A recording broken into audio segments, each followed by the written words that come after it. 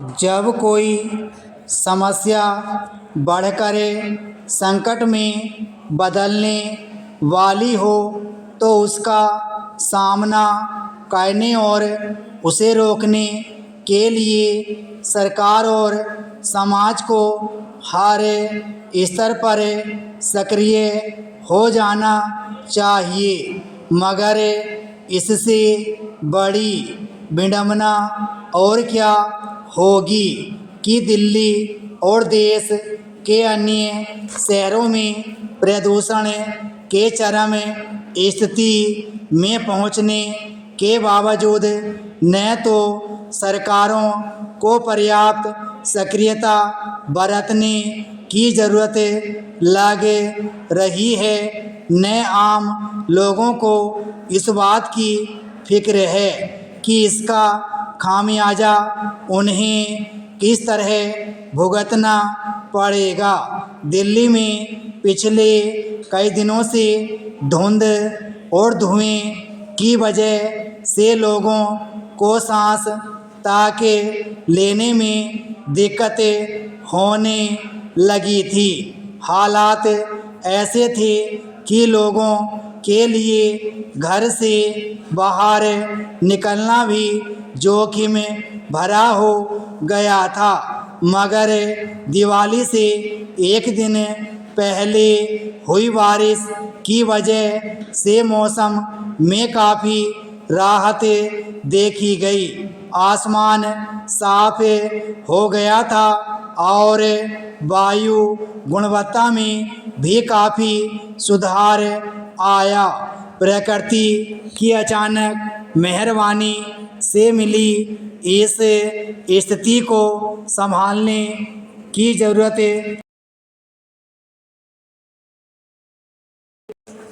लोगों को इस बात का ख्याल रखना जरूरी नहीं लगा। हालांकि इस बात की आशंका पहले से थी कि दिवाली के मौके पर आतिशबाजी मगर अनियंत्रित हुई तो स्थिति बिगड़ सकती है।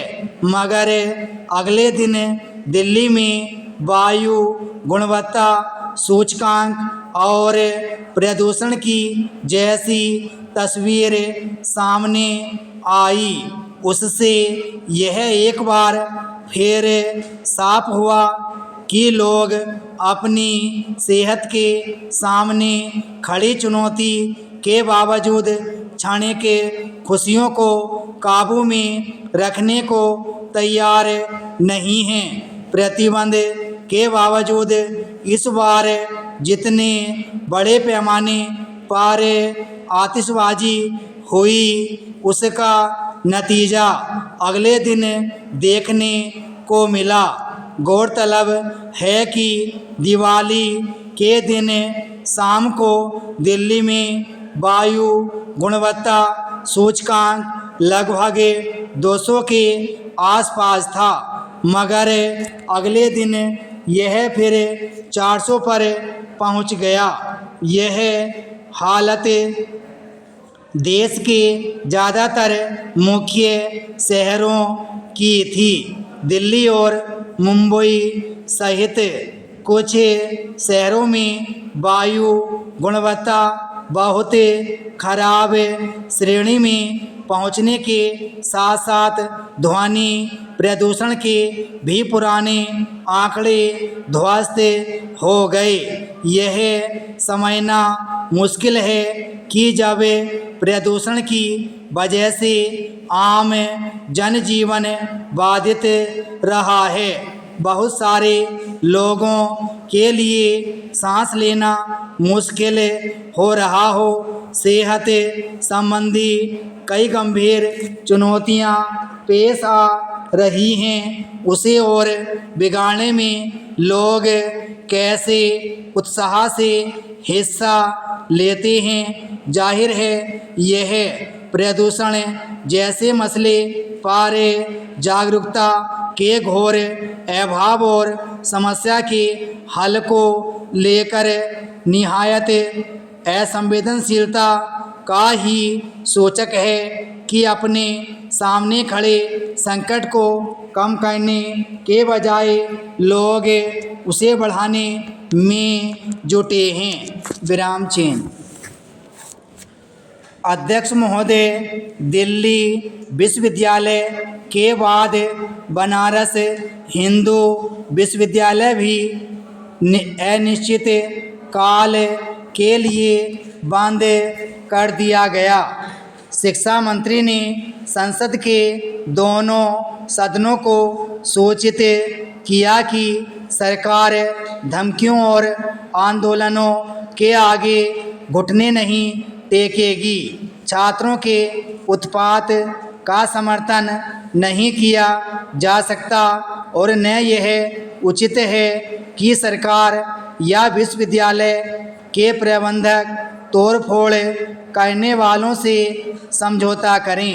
लेकिन यह भी सही है कि छात्रों में जो देशव्यापी अशांति फैल रही है उसे पुलिस तरीकों से शांत नहीं किया जा सकता। छात्रों को उनके राजनीतिक विचारों के लिए दंडित करने का तरीका गलत है और विश्वविद्यालय के अधिकारी इस तरह सफल नहीं हो सकते। कम्युनिस्ट नियंत्रित विद्यार्थी संघ या कांग्रेस द्वारा चलाई जा रही छात्र संस्थाएं ही सही हैं और अन्य किसी राजनीतिक पार्टी को विश्वविद्यालय के अहाते में घुसने का अधिकार नहीं। यह विचार तानाशाही का सबसे प्रबल संकेत है और इसका विरोध होना स्वाभाविक है। केंद्रीय शिक्षा मंत्री ने सब राजनीतिक दलों से अनुरोध किया है कि वे छात्रों को समझाएं और शांत करें। इस अपील पर ध्यान दिया जाना चाहिए, लेकिन छात्रों की समस्या पर विभिन्न राजनीतिक दलों के नेता जिस तरह के विचार व्यक्त कर रहे हैं या समस्या को हल करने के लिए जो कदम उठाए जा रहे हैं उनके बारे में सबसे दुर्भाग्यपूर्ण स्थिति यह है कि उनको न चाहते हुए भी राजनीतिक कलंक लग गया है और इस प्रतिक्रिया को शांत कर सकना या गलत सिद्ध कर पाना कठिन हो रहा है कि राजनीतिक दल अपनी लड़ाई विश्वविद्यालय के अहाते में लड़ रहे हैं।